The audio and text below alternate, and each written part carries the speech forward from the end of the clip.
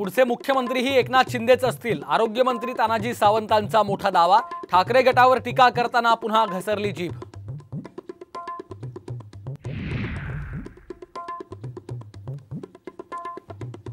मनसे नेते अविनाश जाधवांचा सराफाला मारहाण करतानाचा सीसीटीव्ही समोर, पोलिसांसमोरच मारहाण, जाधवांवर खंडणीचा आरोप।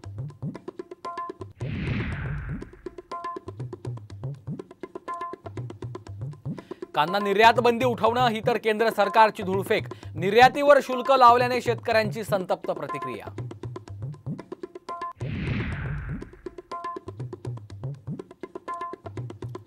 सरकारनं कांदा उत्पादकांच्या ताटात माती कालवली, 40% निर्यात शुल्कावरून अमोल कोल्हेंचा घणाघात, तर सरकार मेट्रो सिटी धार्जिणे असल्याचा तुपकरांचा आरोप।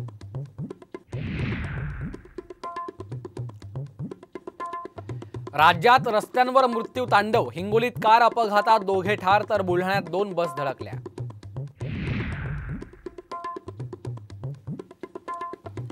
आणि राज्यातील काही भागातलं तापमान 40 अंशांच्या पार, बीड आणि परभणीचा पारा 42 अंशांवर।